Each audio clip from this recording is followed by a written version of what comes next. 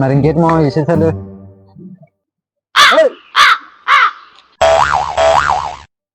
ఏమైంది మామ? ఏమైంది?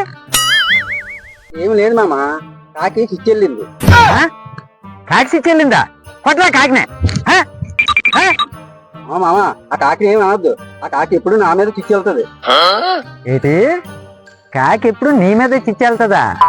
అవును మామ, ఆ కాకి ఎప్పుడు నా మీద చిచ్చెళ్తుంది. అవును పాపం, కాకి ఎందుకు నల్లగుంటది? కాకి నల్లగా ఉండడానికి ఒక కారణం ఉంది మామ. అవునా, అదేంటి చెప్పు మామ. సరే చెప్తాను. పక్షులన్నీ కలిపి దేవుడిని వరం కోరుకోవడానికి ఒక్కొక్క పక్షి దేవుడి దగ్గరికి వెళ్ళింది. అప్పుడు అన్ని పక్షులు కూడా దేవుడి దగ్గరికి వెళ్ళి ఎవరికి నచ్చిన కలరు వాళ్ళు కోరుకున్నారు. అప్పుడు కాకి ఇంకా రాలేదు. రాకపోతే సరే అని చెప్పి పక్షులన్నీ కూడా అన్ని కలర్స్ కూడా కోరేసుకున్నారు. లాస్ట్కి కాకి నక్క నటకలు నడుచుకొని వచ్చి దేవుడిని అప్పుడు ఒక వరం కోరుకుంది. అప్పుడు దేవుడు అన్నాడు, లేదు కాకి, అన్ని వరాలు అందరికి ఇచ్చేసాను, ఇప్పుడు నీకు మాత్రం ఒకటే ఒక కలర్ ఉంది అని అన్నాడు. అప్పుడు ఆ కాకి అన్నది, ఏటది అని అన్నాడు. ఏంటది? నల్లటి నలుపు కలర్. అవునా? అవును.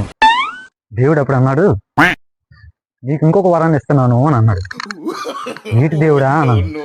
నీ బాడీ మొత్తం నలుపుగా ఉన్నా సరే నీ చిచ్చి మాత్రం తెల్లగా పడతాది అని అన్నాడు. మరి కాకి ఎందుకు నా మీద చిచ్చి వెళ్తుంది? ఎందుకంటే కింద జన్మలోని నువ్వు కాకివేరా కాకి సన్నాసి.